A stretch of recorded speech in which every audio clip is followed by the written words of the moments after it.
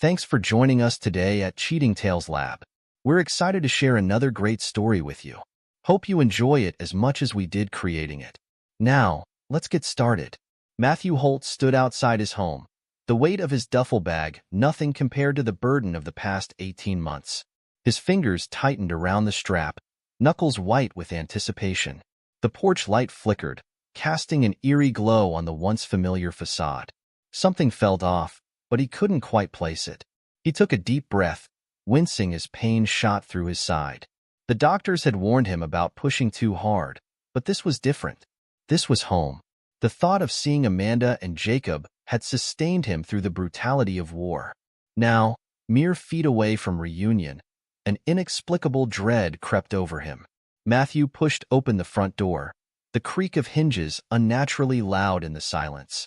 The scent hit him first, a cologne he didn't recognize, masculine and invasive. His eyes darted around the living room, taking in the rearranged furniture, the bare spots on the walls where family photos used to hang. It was as if someone had systematically erased him from the home. Before he could process the changes, heavy footsteps echoed from the hallway. A shirtless man strode out, muscular and oozing confidence. Nick, as Matthew would soon learn, sneered at the soldier. "I'm the owner of this property now," he said, crossing his arms. "You need to leave before I call the cops." Matthew's mind reeled. "Who the hell are you?" he demanded, his voice hoarse with disbelief. The sound of bare feet padding across hardwood drew Matthew's attention. Amanda emerged from the back, wrapped in a silk robe. Her eyes widened for a split second before her face settled into a mask of cold indifference. "Oh, you're home early," she said, her tone devoid of warmth. "Listen, Matthew, you need to go." "He's right. You don't live here anymore. If you don't leave, I'll call the cops for trespassing." The betrayal stung, but Matthew's thoughts immediately went to his son. "Where's Jacob? Tell him I'm home."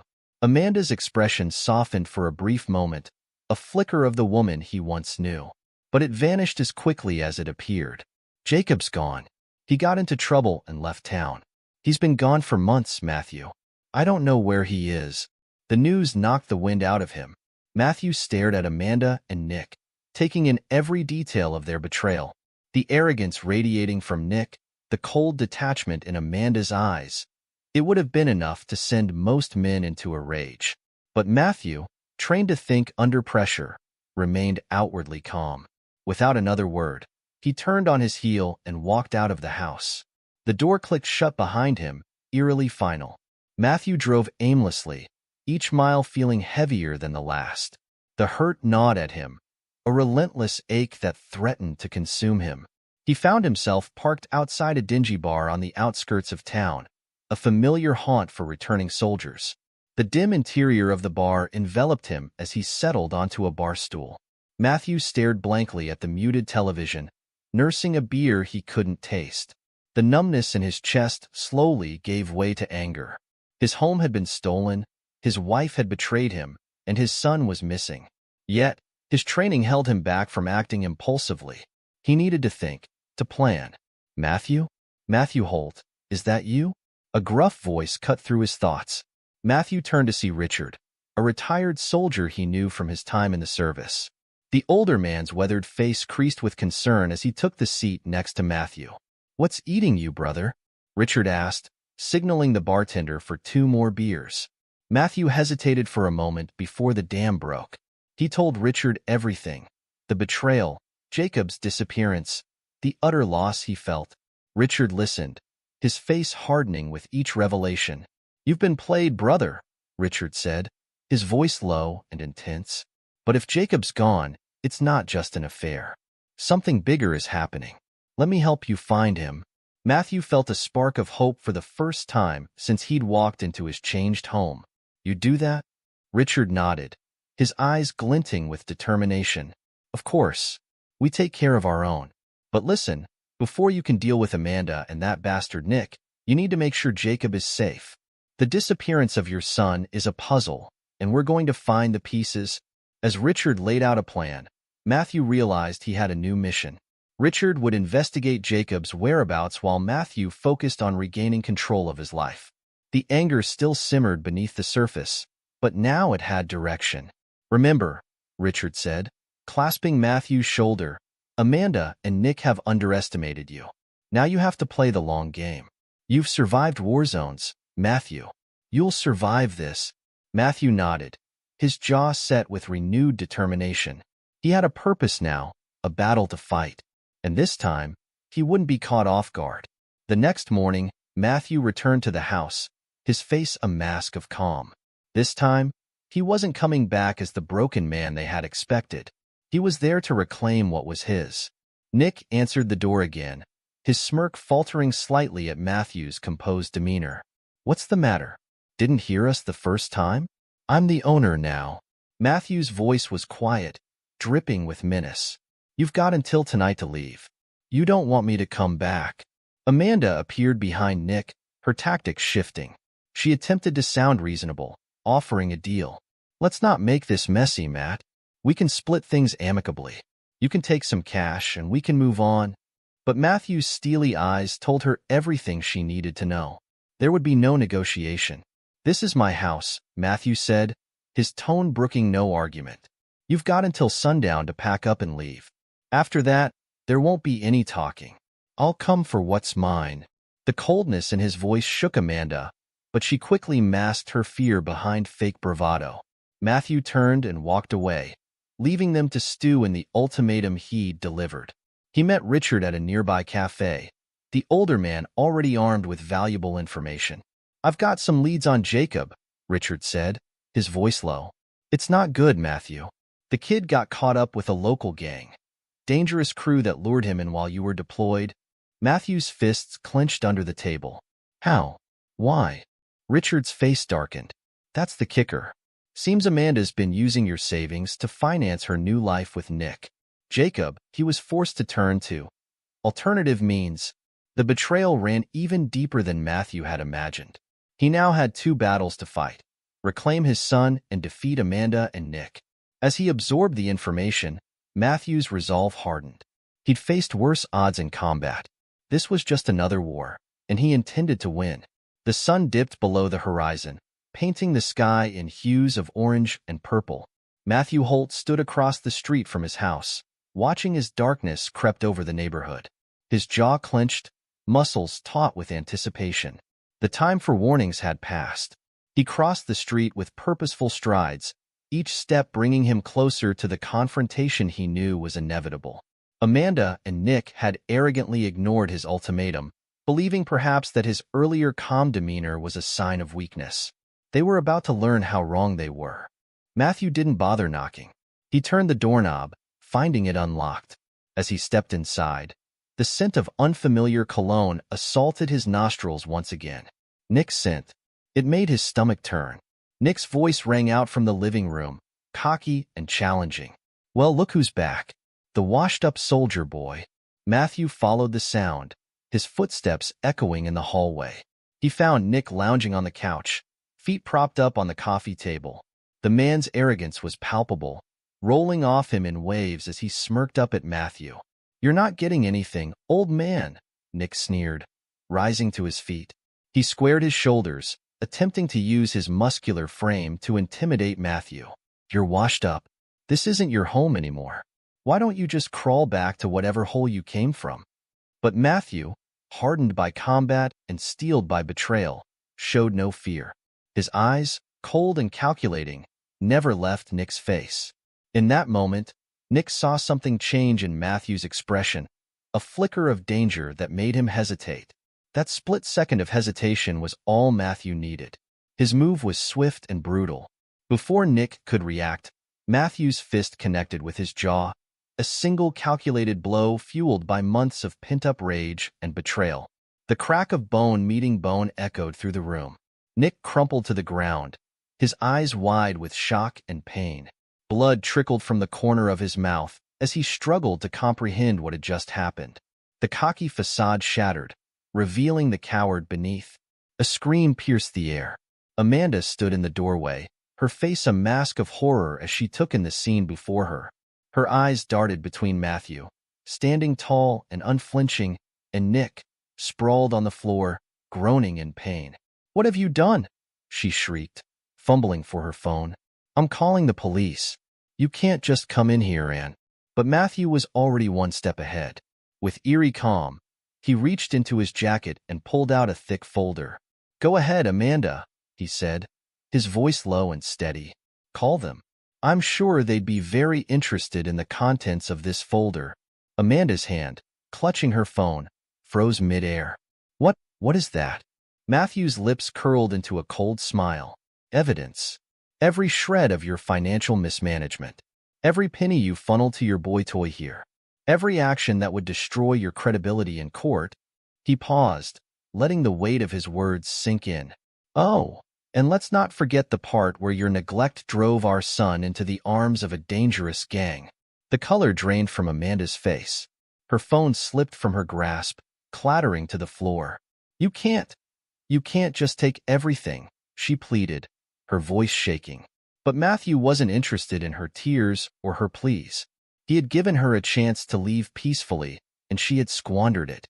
Now, she and Nick would face the consequences of their actions. "You've made your bed," he said coldly, his voice devoid of any emotion. "Now lie in it." He turned his back on them, walking towards the door. Behind him, he could hear Amanda's sobs and Nick's pained groans.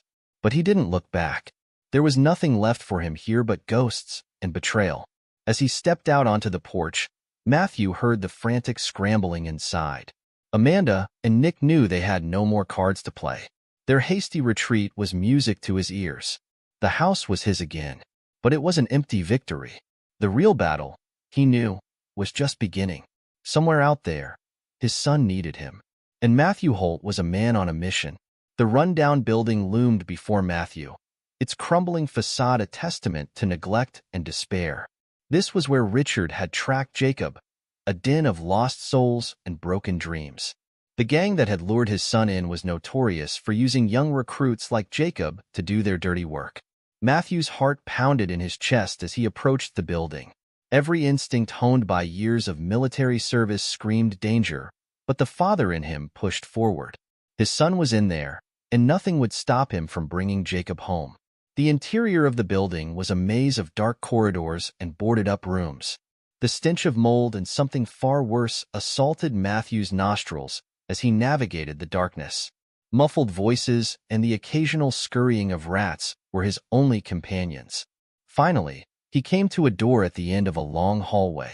Light seeped out from beneath it, a beacon in the gloom. Matthew took a deep breath, steeling himself for what he might find on the other side. He pushed the door open. The room was small and dimly lit by a single bare bulb hanging from the ceiling. And there, huddled in the corner, was Jacob. Matthew's breath caught in his throat. His son looked so different from the boy he remembered. Jacob was thinner, gaunt from months of stress and fear. Dark circles rimmed his eyes, speaking of sleepless nights and constant worry. Jacob's head snapped up at the sound of the door opening. His eyes widened, a mix of shame and relief washing over his face as he recognized his father. "Dad," Jacob whispered, his voice cracking. It was clear he had been living in fear, convinced that his mistakes had cost him his family. Matthew crossed the room in 2 quick strides, dropping to his knees beside his son. He wanted nothing more than to wrap Jacob in his arms, to shield him from the world that had been so cruel. But he held back, sensing the fragility of the moment. "I'm here, son," Matthew said softly. "I'm here to take you home." Jacob's eyes filled with tears. I didn't know what else to do," he said, his voice barely above a whisper. "After you left, Mom, and then this guy, Nick." Matthew's jaw clenched at the mention of Nick's name, but he kept his voice steady. "It's okay, Jacob. You can tell me everything." And so, in that dingy room that reeked of desperation, Jacob poured out his story. He told Matthew how the gang had approached him, offering friendship and a sense of belonging when his world was falling apart. How they had used Amanda's neglect and the family's financial ruin as leverage, slowly drawing him deeper into their web. "I tried to leave," Jacob said, his voice cracking. "But they said they'd kill me if I ever tried to get out. I didn't know what else to do, Dad. I'm so sorry." Matthew's heart broke for his son. The boy had been carrying this burden alone for so long, believing he had no one to turn to. In that moment, Matthew's resolve hardened. He wasn't just fighting for himself anymore. He was fighting for his son's future. "Listen to me, Jacob," Matthew said, his voice firm but gentle. "None of this is your fault. We're going to get you out of this mess, no matter what it takes. You hear me? We're in this together now." Jacob looked up at his father, hope dawning in his eyes for the first time in months. "Really? You? You don't hate me?" Matthew pulled his son into a fierce embrace. "I could never hate you, Jacob. You're my son. We're family. And family sticks together, no matter what." As he held his son, Matthew's mind was already racing, formulating a plan. He knew they couldn't rely on the police to handle things quickly. The gang's influence in the area ran too deep. No, this was something he would have to take care of himself. His military training would come in handy once again. But this time, the battlefield was his own town. The enemy wasn't some faceless adversary in a foreign land, but a group of thugs who had dared to prey on his son. Matthew Holt had faced down terrorists and warlords. He had survived firefights and ambushes. Now, he would use every skill at his disposal to dismantle this gang and ensure his son's safety. As they left the rundown building, Jacob leaning heavily on his father for support, Matthew's eyes scanned the shadows. He knew the gang wouldn't let Jacob go easily, but they had no idea what they were up against. A soldier, a father, a man with nothing left to lose and everything to fight for. The war had come home, and Matthew Holt was ready for battle. The alleyway was shrouded in darkness, the feeble light from a single street lamp barely penetrating the gloom. Matthew and Richard stood in the shadows, their bodies tense with anticipation. The trap was set. Now, they waited. Jacob had been the bait, reluctantly agreeing to contact the gang and arrange a meeting. The gang, thinking Jacob was coming to settle his debt, had no idea they were walking into an ambush. Richard glanced at Matthew, noting the cold determination in his friend's eyes. "You sure about this?" he whispered. "It's not too late to call in some backup." Matthew shook his head. "We do this ourselves. The minute we involve anyone else, we risk the gang slipping away. This ends tonight." The sound of approaching footsteps silenced their conversation. Matthew's hand instinctively went to the small of his back, where his service pistol was concealed.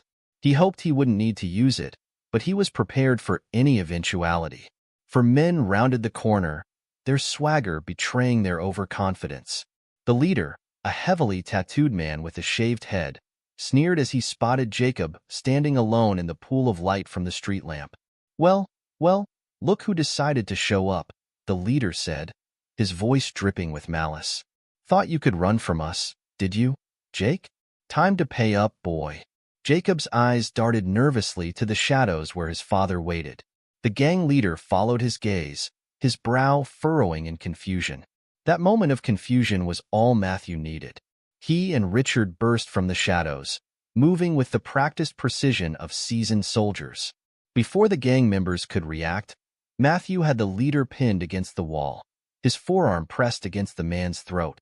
Richard moved with equal speed, disarming the other gang members before they could draw their weapons. Years of military training had honed their skills to a razor's edge, and the gang was woefully unprepared for the onslaught. "Listen carefully," Matthew growled, his face inches from the leader's. "Your little operation is over. You're going to leave my son alone. You're going to leave this neighborhood alone. If I ever hear of you or your boys coming near Jacob again, what happens next will make this look like a picnic. Understood?" The leader's eyes bulged, a mixture of fear and fury in his gaze. He tried to speak, but Matthew's arm against his throat made it impossible. Matthew eased the pressure slightly, allowing the man to gasp for air. "I said, do you understand? You can't do this," the leader wheezed. "You have no idea who you're messing with. We've got connections." Matthew's laugh was cold and humorless. "Connections? Let me tell you about connections." He nodded to Richard, who produced a thick envelope from his jacket. "In this envelope," Matthew continued, "is every shred of evidence of your criminal activities. Drug deals, extortion, recruitment of minors. It's all here. My friend here has some very interesting contacts in law enforcement. One word from us, and this envelope lands on the desk of every federal agency you can think of. The color drained from the gang leader's face as the reality of his situation sank in. His eyes darted to his companions, but they were equally subdued, Richard keeping them in check with a steely gaze. "So here's how this is going to work," Matthew said, his voice low and menacing. "You're going to walk away. You're going to forget you ever knew Jacob. You're going to find a new neighborhood to terrorize, preferably one far, far away from here. Because if I ever see you or your boys around here again, I won't be so nice." He released his hold on the leader, stepping back. The man rubbed his throat, coughing and gasping for air. "This isn't over," the leader sputtered, but the threat in his voice rang hollow. Matthew's eyes narrowed. "Oh, I think it is. Unless you'd like to find out just how much damage a couple of pissed-off veterans can do before the cops show up." The gang leader's resolve crumbled. With a final glare of impotent rage, he gestured to his men.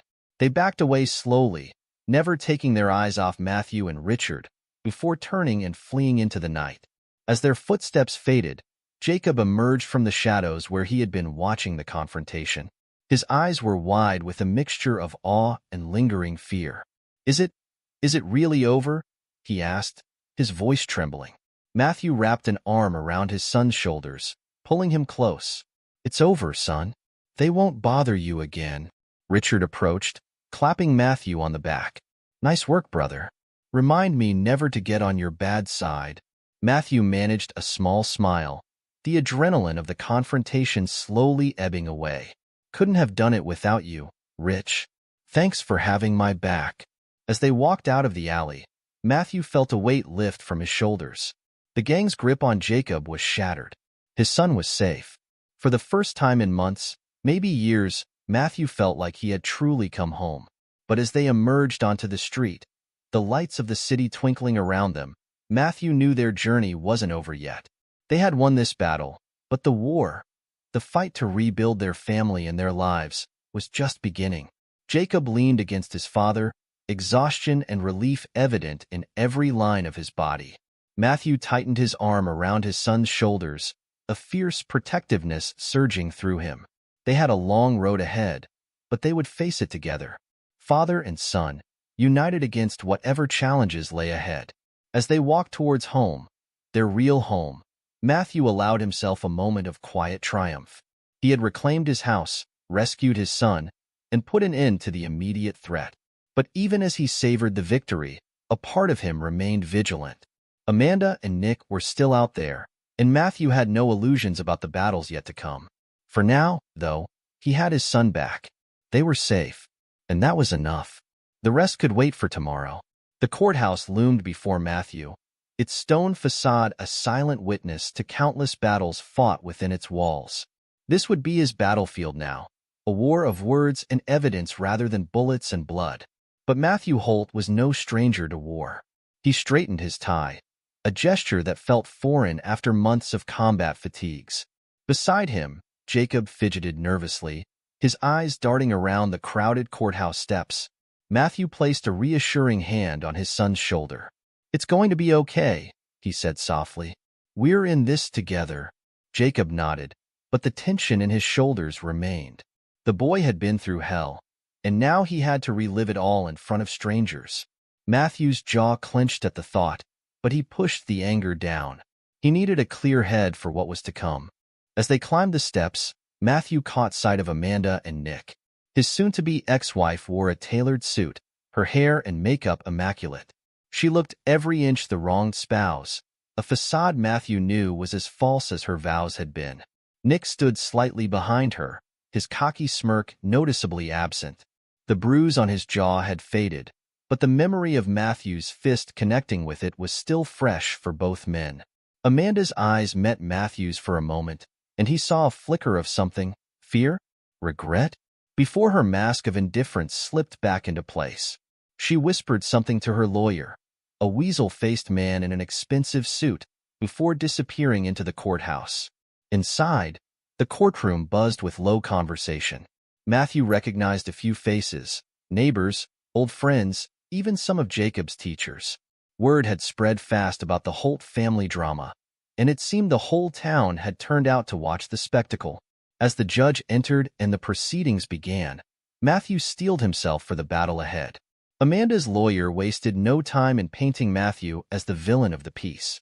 "Your Honor," the lawyer began, his voice dripping with false sincerity, "my client, Mrs. Holt, has suffered greatly at the hands of her husband, a man who abandoned his family for months on end, who returned from war a changed man, unstable and prone to violence."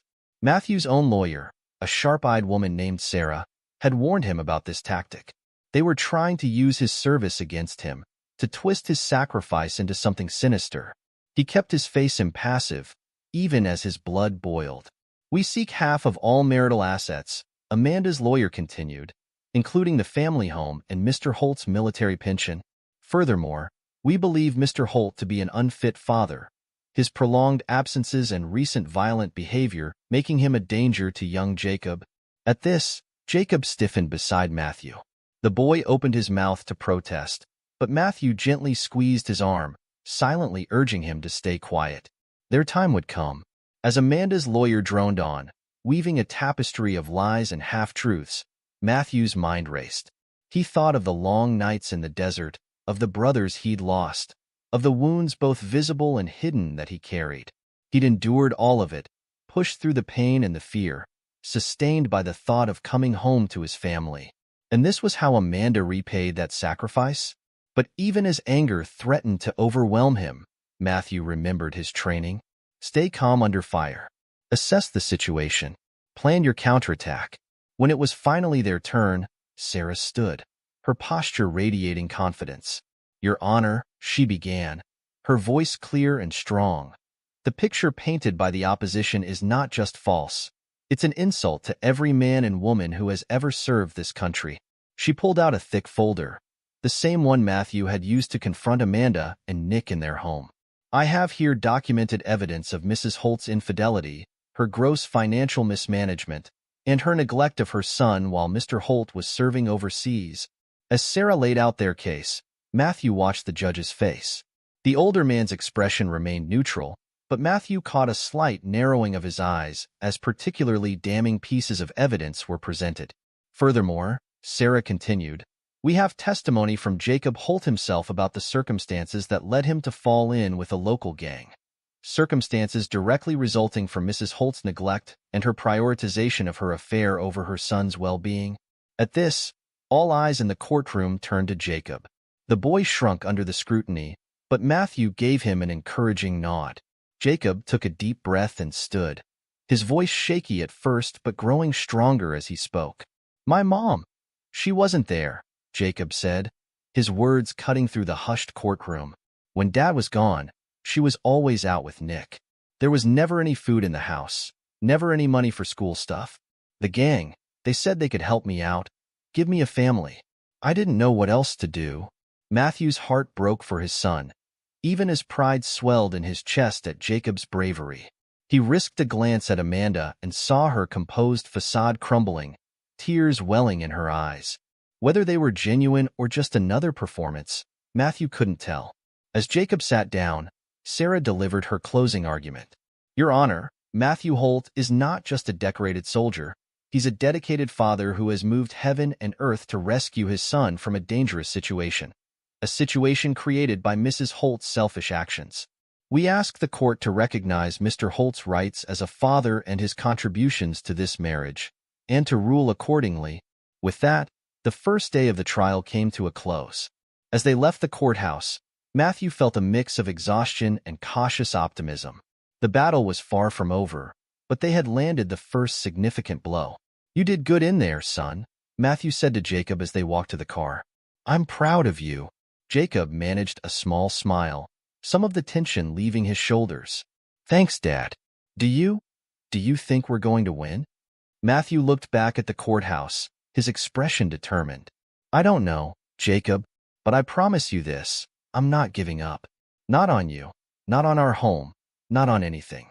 We're going to fight this to the end."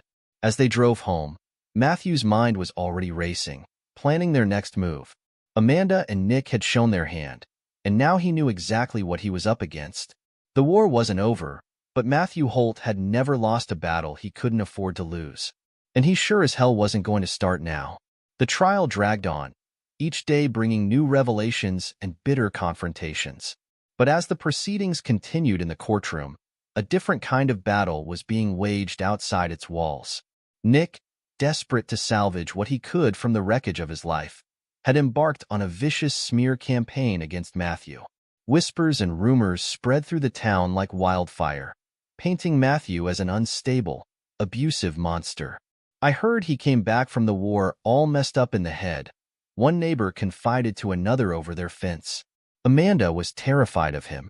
"That's why she had to leave." "Poor woman," the other neighbor clucked sympathetically. "And that boy of theirs, no wonder he fell in with a bad crowd. Probably trying to escape his father's rages." The lies gained traction, fueled by the town's appetite for gossip and Nick's relentless campaign. Matthew found himself on the receiving end of suspicious glances and hushed conversations that stopped abruptly when he entered a room. But Matthew remained calm, a skill honed through years of high-pressure situations. He knew the truth would prevail, but he couldn't sit idly by while his reputation was dragged through the mud. With quiet determination, Matthew began to gather statements from those who knew him best. Former colleagues from his unit, neighbors who had known the family for years, even Jacob's teachers, all willing to testify to Matthew's character and dedication as a father. Sergeant Mike Donovan, Matthew's former commanding officer, wrote a particularly powerful statement. "I've known Matthew Holt for over a decade, in peacetime and in war. He's one of the finest men I've ever had the privilege of serving with. The idea that he would ever raise a hand to his family is not just false, it's offensive to everything Matthew stands for." As these statements began to circulate, the tide of public opinion slowly started to turn. People began to question the narrative Nick had spun, to see the desperation behind his actions. Meanwhile, in the courtroom, Amanda was growing increasingly frantic. The evidence against her was mounting, and she could feel control of the situation slipping away. In a moment of panic-driven desperation, she made a critical mistake. Late one night, Amanda approached Mrs. Jensen, Jacob's former math teacher and a key witness for Matthew's side. The two women met in a dimly lit parking lot, Amanda's eyes darting nervously as she pressed an envelope into Mrs. Jensen's hands.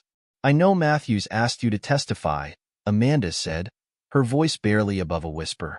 "But I'm begging you, please don't. This is for your trouble. Just tell the court you can't remember anything clearly. Please." Mrs. Jensen stared at the envelope in shock, then back at Amanda's pleading face. Without a word, she turned and walked away, leaving Amanda alone in the darkness. The next morning, Mrs. Jensen went straight to the judge's chambers, the unopened envelope in hand. Her voice shook as she recounted Amanda's attempt to bribe her, but her resolve was firm. As news of the bribery attempt spread, it was like a bomb had gone off in the middle of the trial. Amanda's credibility, already hanging by a thread, was utterly destroyed. The carefully constructed image of the wronged wife crumbled, revealing the desperate, manipulative woman beneath.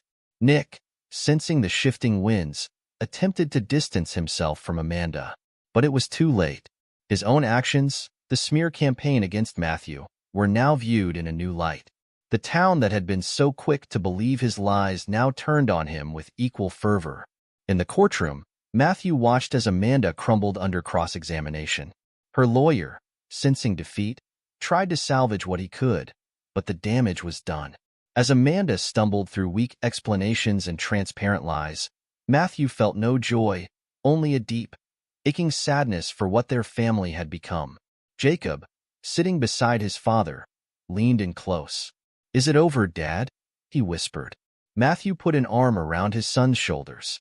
"Almost, buddy, almost." As the day's session came to a close, Matthew stepped out of the courthouse to find a crowd gathered. But this time, there were no suspicious glares or whispered accusations. Instead, he was met with supportive nods and words of encouragement. "We're with you, Matthew," old Mr. Peterson called out. "You show him what a real man looks like." Matthew nodded in acknowledgement, gratitude welling up inside him. The tide had turned, not just in the courtroom, but in the court of public opinion as well. Amanda and Nick's downfall was complete, their web of lies unraveling in spectacular fashion. As he drove home with Jacob, Matthew allowed himself to feel a glimmer of hope. The war wasn't over, but victory was finally within reach. And for the first time in a long time, Matthew Holt could see a future beyond the battlefield, a future with his son, in their home, free from the shadows of betrayal and lies. The final battle was at hand, and Matthew was ready to claim his hard-fought victory. The courtroom was packed on the day of the final ruling.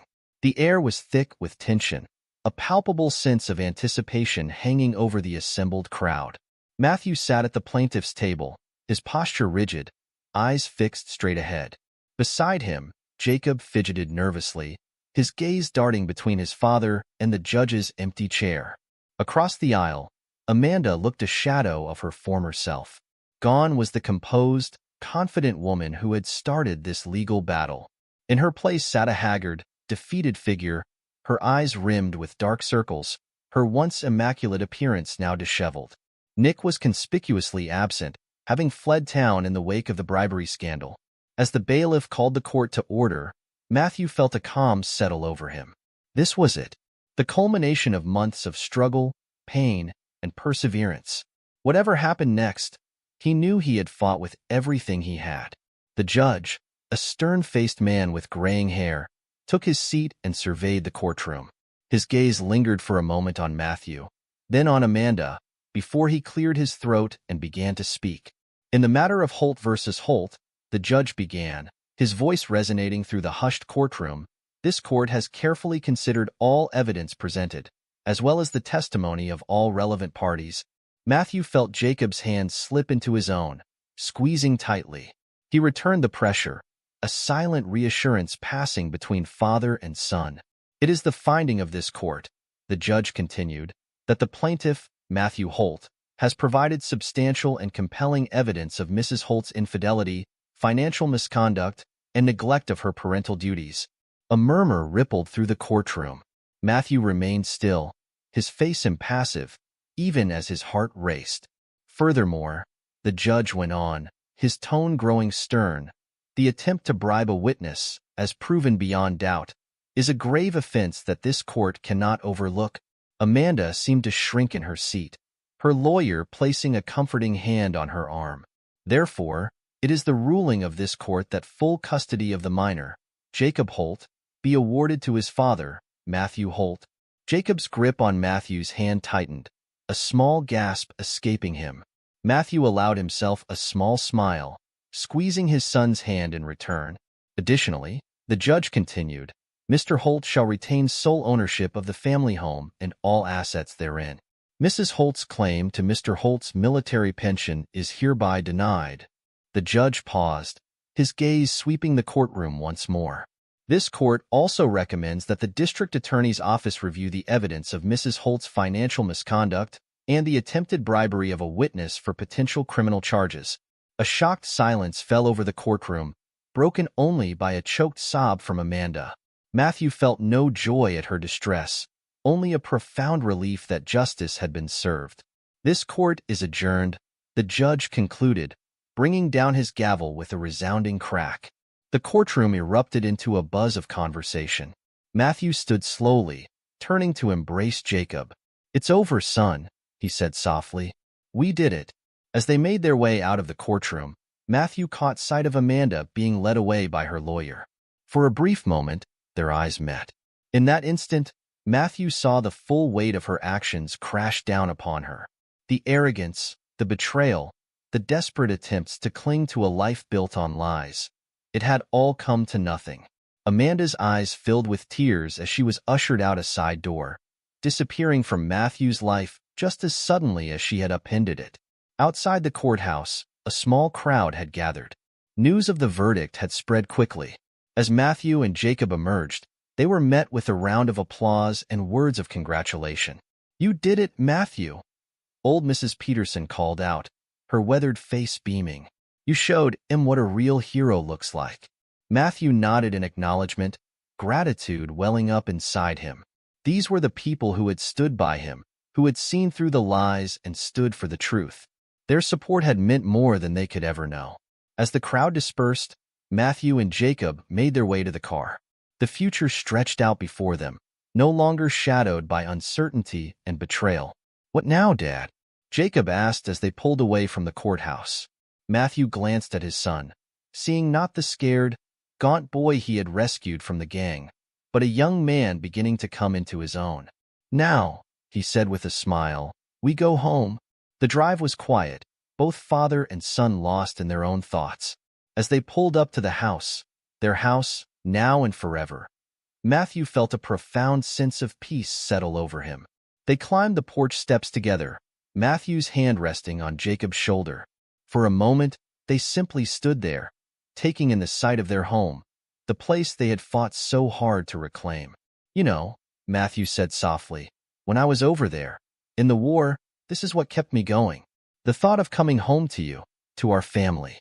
It didn't turn out quite the way I imagined, but—" He trailed off, emotion threatening to overwhelm him. Jacob looked up at his father, understanding in his eyes. "But we're here now," he finished. "Together." Matthew nodded, swallowing hard. "Together," he agreed. As they stepped inside, closing the door on the outside world, Matthew Holt knew that the war was finally, truly over. Not just the one he had fought overseas, but the one he had been fighting since his return. He had reclaimed his home, his son, and his life. The battles had been hard-fought, but the victory was sweet. In the days that followed, Matthew and Jacob fell into a new rhythm. They repainted the walls, rearranged the furniture, erasing the last traces of Amanda and Nick's presence. It was a process of healing, of reclaiming their space and making it truly theirs again. One evening, as they sat on the porch watching the sunset, Jacob turned to his father. "Dad," he said hesitantly, Are you happy?" Matthew considered the question, looking out over the neighborhood he had once feared lost to him. He thought of the struggles they had overcome, the bonds they had forged and strengthened. He thought of the future stretching out before them, full of possibility. "Yeah, son," he said finally, a smile spreading across his face. "I am. We've got each other. We've got our home. That's all I need to be happy." Jacob nodded, a matching smile on his face. "Me too, Dad. Me too." As the last rays of sunlight faded from the sky, Matthew Holt knew that while scars remained, they had emerged stronger. The war was over, and they had won. Not just the battle, but their lives back. And that, he realized, was the greatest victory of all. This is where our story comes to an end. Share your thoughts in the comment section. Thanks for your time. If you enjoy the story, please subscribe to this channel. Click on the video you see on the screen, and I will see you there.